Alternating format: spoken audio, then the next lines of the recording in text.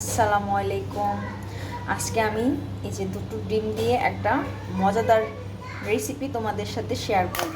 তো তোমরা দেখতে থাকো কিভাবে আমি রেসিপিটা তৈরি করছি। আমি ডিম দুটা ভেঙে বাটিতে নেব এখন।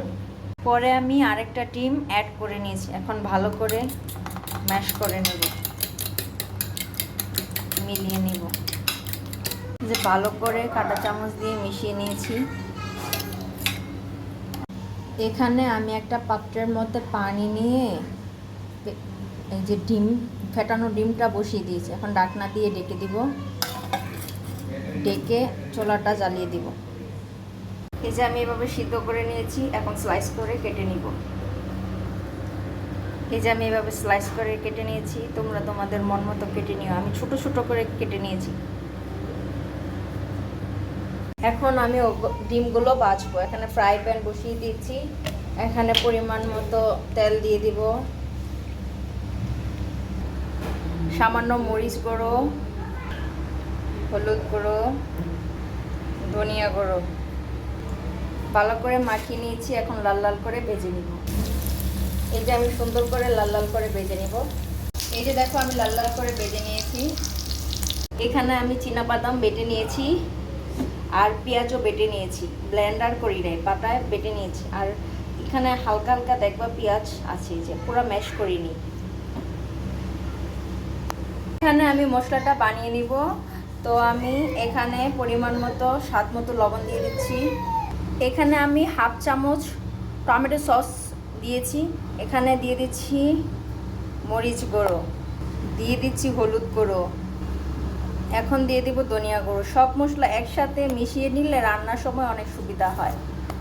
1 চামচ দিয়ে দিচ্ছি টক দই, সামান্য পরিমাণে দিয়ে দিব রোস্টের মশলা, 1 চামচ আদা রসুন বাটা। আদা রসুন একসাথে মিক্স করা আছে তাই দিয়ে দিলাম। 1 চামচ গুঁড়া দুধ অ্যাড করে দিচ্ছি। পানি দিয়ে ভালোভাবে মশলাগুলো মিশিয়ে নিব। পানি দিয়ে দিয়েছি, এখন মিশিয়ে নিব। এখানে সব মশলা আমি একসাথে মিশিয়ে নিয়েছি। এখন আমি পেঁয়াজ বেরেস্তা করে নেব। কেটে রাখা পেঁয়াজ দিয়ে দিব তেলের মধ্যে। আমি যে তেলে ডিমগুলো ভেজে নিয়েছি ওই তেলের মধ্যেই পেঁয়াজ বেরেস্তা করে নিব। পেঁয়াজ বেরেস্তা হয়ে গেছে, এখন আমি মশলাগুলো অ্যাড করে দেব। মশলাটা কষিয়ে নিব ভালোভাবে। মশলাটার থেকে তেল ছেড়ে দিয়েছে। এই পর্যায়ে আমি এই যে কাঁচামরিচ দিয়ে দিব, আর দিয়ে দিব হাফ চামচ চিনি, আর দিয়ে দিব ঘি। ভালোভাবে মিশিয়ে নেব। দেখো কালারটা অস্থির। এই পর্যায়ে আমি দিয়ে দিব ভেজে রাখা ডিম। এই মশলার সাথে ভালো করে কষিয়ে নেব।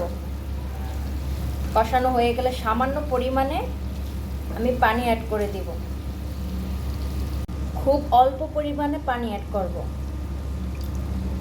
পানি দিয়ে দিয়েছি, সাথে অ্যাড করে দিচ্ছি দুধ অল্প পরিমাণে।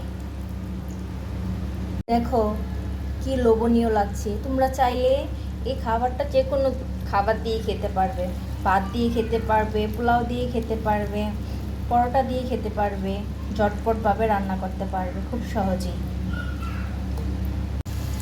এই যে আমার ডিমের ফাইনাল লুক কেমন হয়েছে, আমার দেখে এখনই খেয়ে ফেলতে মনে যাচ্ছে।